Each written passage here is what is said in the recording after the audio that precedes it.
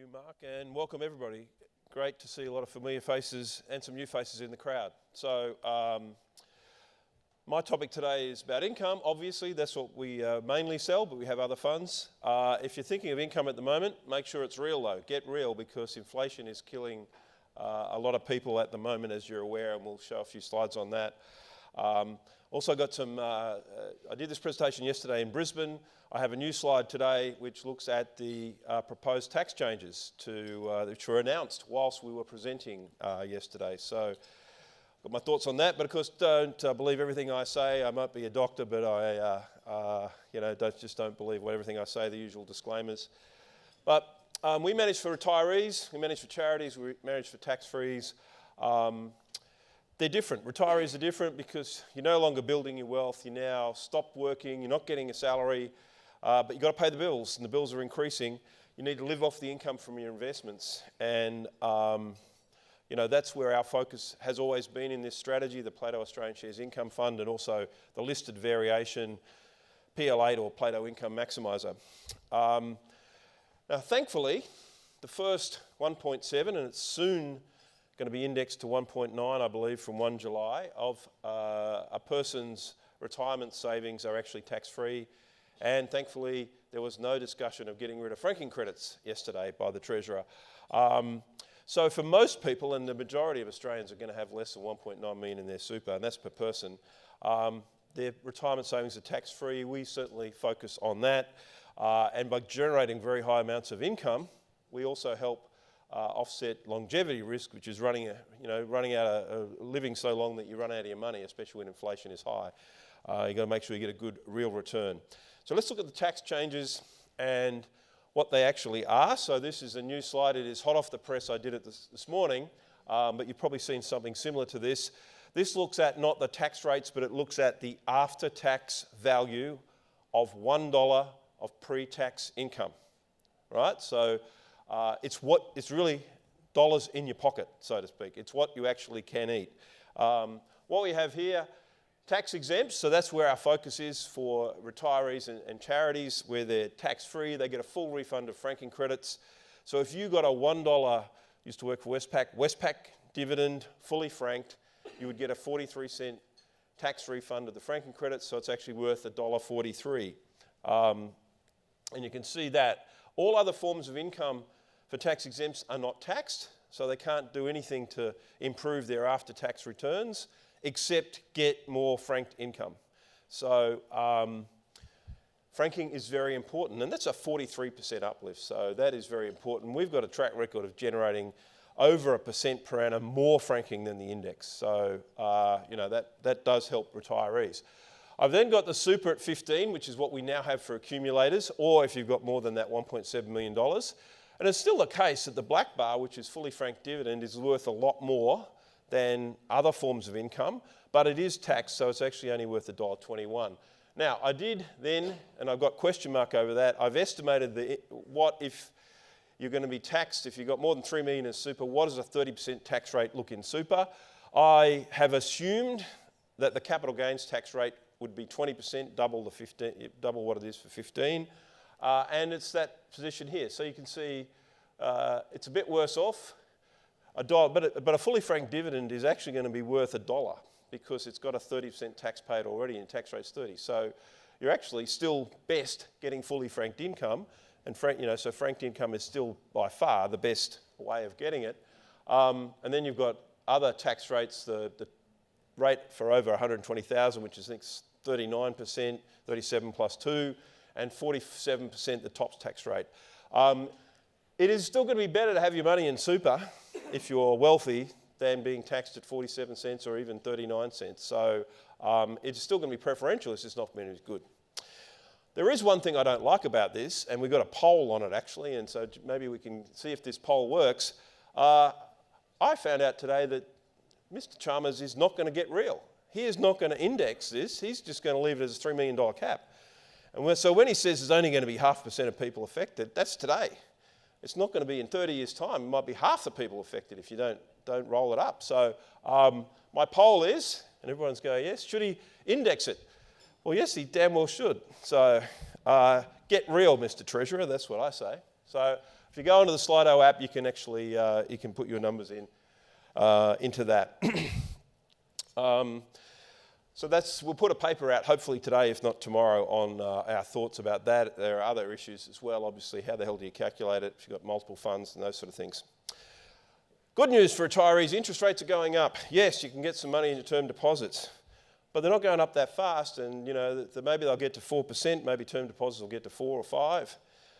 But hey, take a look after inflation. That's my thing, get real. If you're sitting in a 4% term deposit, inflation's running at 7.8, you're going backwards, 3.8. In fact, it's got worse over the last 12 months because inflation has been rapidly rising. Be honest, I think, Phil Lowe, you were behind the curve. You boxed yourself into a corner. You should have started raising rates earlier like the Fed and the Royal Bank and the New Zealand guys as well. They were way ahead of the curve. So I think they're too late there. The inflation genie's out of the bottle, but it does mean that it's a struggle for people if you're still in those safe assets. And what is the impact of that? Well, this is just very simple analysis of longevity risk is you have a couple that retire on $1 million, which you think $1 million in your super is pretty good. You wouldn't probably expect that by the time you get to, I think the numbers I got are 72, that you'd be on the full age pension, because if you're investing in something and you're losing 4 or 5% real per annum, and you're drawing down on your capital from the first day you retire, you're going to be on the full pension by the time you're 72. So you're going to run out of money. You need to get real. You need to get a real rate of return.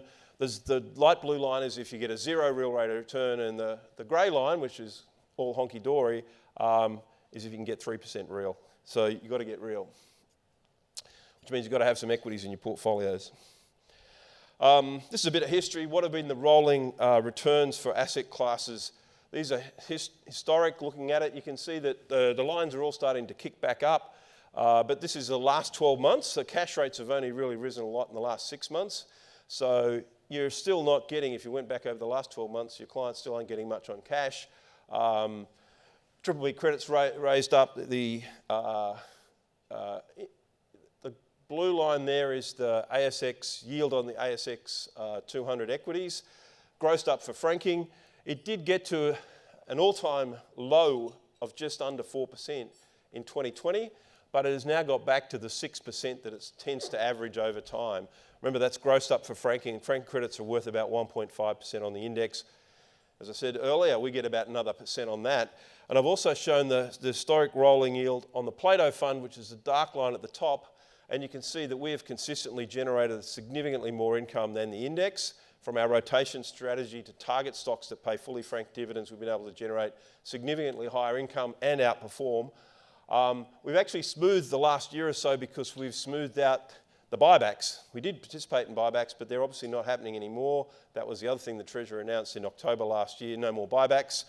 We are seeing some changes though, because a company that did a lot of buybacks in the past, Ampol, announced a special dividend last week.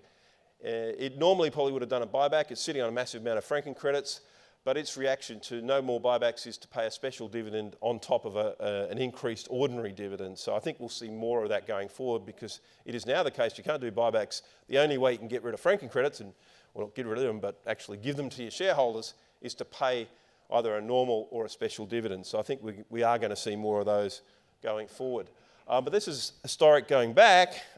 These are our forecasts over time. We've done them for a number of, for a couple of years now. And yeah, we're looking at around 6% gross yield for Australian shares. But this is the asset class. Remember, our fund targets around 3% more than that. Global shares only 2% yield. We have a global income fund that actually generates about 4% more than that. So that's a similar one to the Australian fund. You can see cash rates and bond yields are coming up, and the expectations are around 4. But if inflation is running above that, you're going backwards. So these are our forecasts for asset classes for income, not total return, just for income. And a quick rundown of reporting season, which just finished. This is actually our data on the stocks we follow up until Monday. I had to put the slides together, and so it's up to stocks that reported on Monday. So we haven't got the numbers in for those that reported yesterday, which was the last day of reporting season. Overall, a pretty good result, but this is where there's, lies, damn lies and statistics. You can tell any story you like based on those numbers. I've cut the numbers three ways on the chart here. If I look at a simple average, if I just average all stocks and look at the increase in dividends from last year to this year, the average stock increases dividend by 26%. But one of the things about averages and other things is, how do you treat like AMP that reinstated and paid a small dividend? It is an increase. It's to some extent an infinite increase because it paid nothing the year before. We treat it as 100%. Now 100% is a big number, so that actually means that number is probably a little bit overstated because there's a couple that started dividends. The median is actually probably a pretty good way because it sort of looks at what the average or the stock at the 50th percentile do. And the median company increased dividends by about 7%, which actually is roughly in line with inflation, actually. So, your income is basically growing with inflation.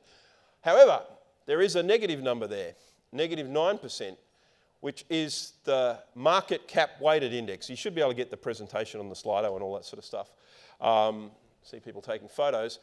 And that reason why it's at the market cap weighted level is basically because of three stocks, and mainly BHP, bit of Rio and Fortescue. Three of the biggest stocks in the Australian market cut their dividends because iron ore prices have fallen and hit a bottom in mid-November last year.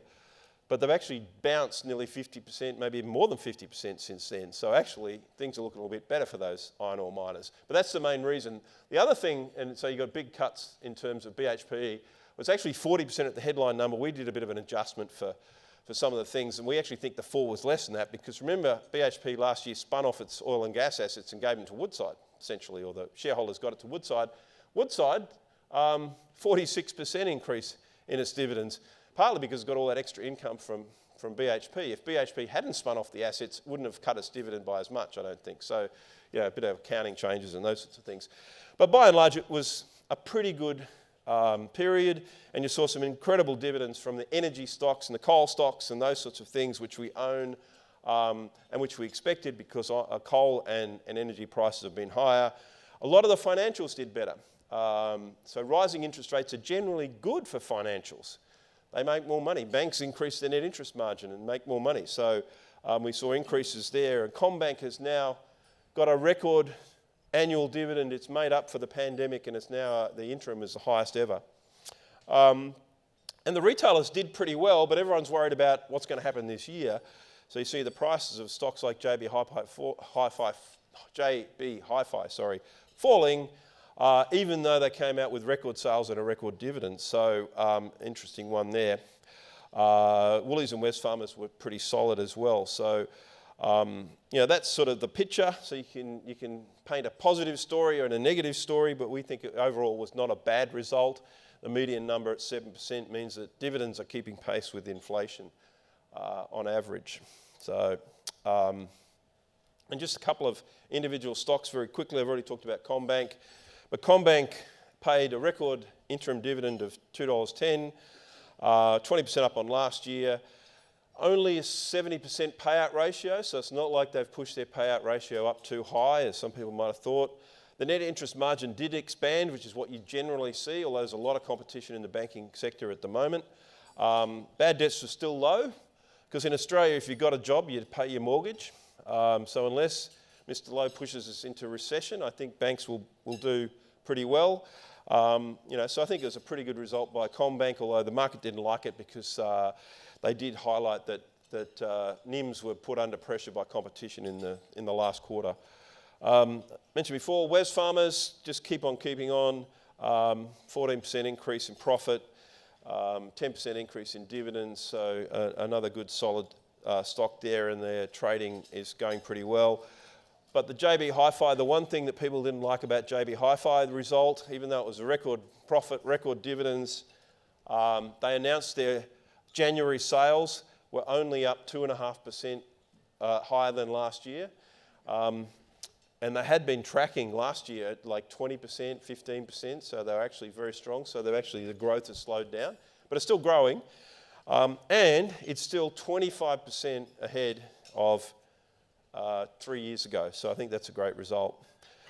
My last slide Everybody wants to know what's your outlook on, what are you seeing, etc. This is the model we use to avoid dividend traps. It's very important if you're chasing yield. You don't want to chase the highest yielding stocks and they end up cutting their dividend completely. So we have a statistical model that looks forward about 6 months and is estimating the likelihood that that any dividend-paying stock in the ASX 300 is likely to cut its dividend. So it's a probability from 0 to 100. 0 being good, no chance of a dividend cut. 100% being incredibly bad, you're going to cut for sure. We can average it across the market to give us a litmus, sort of a litmus test of where is the market at the moment. And it's been a pretty good predictor, because remember, it predicts this thing very accurately. It, in early April 2020, went to its highest level ever, 45%.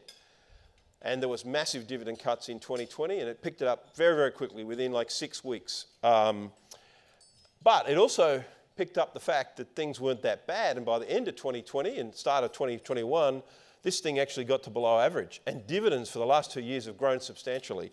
So it picked that. What it has done is, in the last few months, it's tracked back up to just above average. AG is slightly more risky than normal, but it's, to be honest, statistically, it's like normal period. So to us, the outlook is pretty good. It's actually picking up the fact that, like BHP, cut its dividend a bit, although I think, iron ore prices have come up a lot. So to me, the outlook looks pretty good for dividends, and we're still expecting to generate around 9% income out of the Plato Australian Shares Income Fund. So that is essentially me, and hand back to Mark.